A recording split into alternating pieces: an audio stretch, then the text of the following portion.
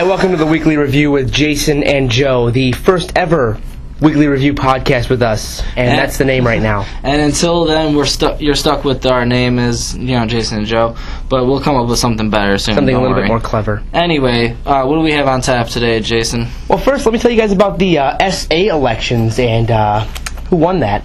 We have President Eric Kalmeyer, Vice President Jamin Robertson, Treasurer Darrell Nelson II, and Student Trustee Rob Sorsby. That's good to hear. I mean, speaking of winners, we had Husky athletes aren't just succeeding in the field, but in the classroom as well. Now, 9 semesters in a row, student athletes have combined for a 3.0 GPA. During that span, 86 times students have reached a 4.0 GPA. I mean, that's pretty impressive. Congratulations, Huskies. That's very impressive. I mean, I can barely keep my GPA at a 3.0. If you can do that when you're in sports, that's very impressive. It's incredible. On the topic of education, we've got a little problem with the Illinois school system. They're making a lot of budget cuts, and I guess there was a bill that just passed on March 22nd saying that schools will now have the opportunity to make 4-day school weeks instead of 5-day, which they think this will be a good budget cut. And the only downside is, kids, you're going to have to be in school a little bit longer for those 4 days. So I guess you win some, you lose some. Yeah, of course. And speaking of winning, Lisa Madigan, as the Attorney General, she knows a thing or two about winning.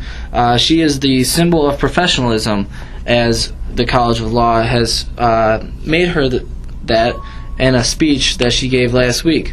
She delivered the Francis X. Riley speech, which addresses different issues concerning the legal profession.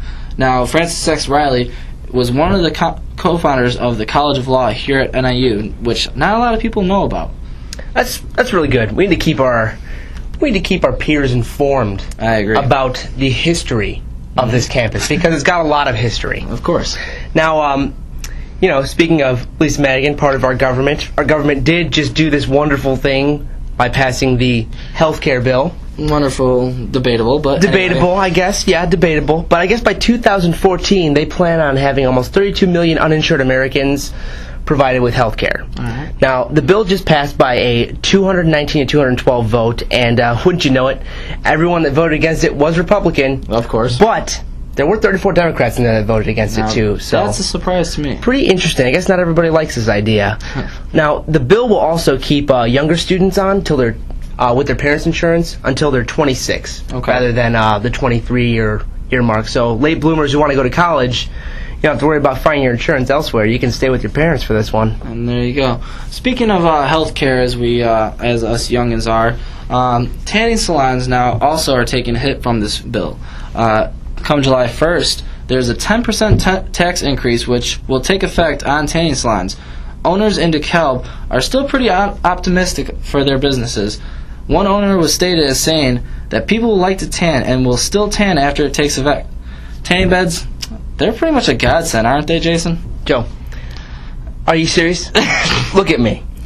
Do I look like I've ever seen a tanning bed? Or the sun, for that matter? No. I wouldn't know about your tanning beds. Yeah. But anyway, moving on to some entertainment news. We had Martina McBride just play at the Convocation Center on Sunday, and apparently it was a rip-roaring good old country time. Yeah! Now, I don't really listen to country music, so I couldn't tell you firsthand how the show went, but I guess McBride performed 39 of her songs, including ASCAP's Song of the Year, You're Gonna Miss This.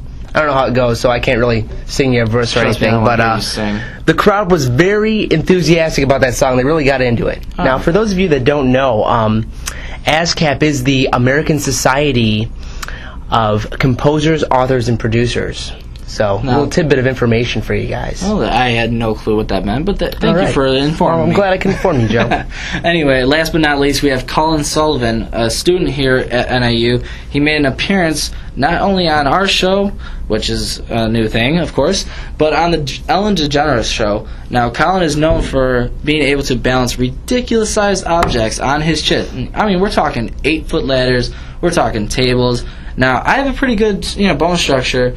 I'm pretty sure I wouldn't be able to balance anything like that on my chin. Yeah, I don't know. My chin's kind of pointy. I think a lot of stuff would fall off of it if I tried to balance anything onto it.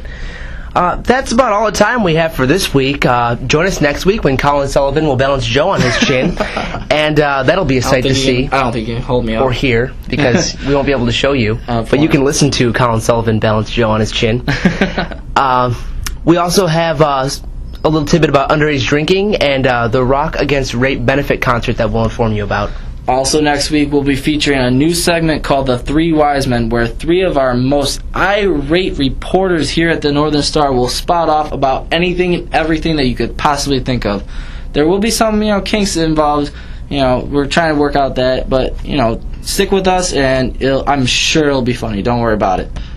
And all you sports fans can keep on the lookout for a new podcast incorporating Joe into that also, all about sports. So look for that possibly next week. We'll see. I'm hoping for it. Well, anyway, for Jason Fromer, my name is Joe Olmo. Thanks for listening to the first of what we hope is to be many, many podcasts to come.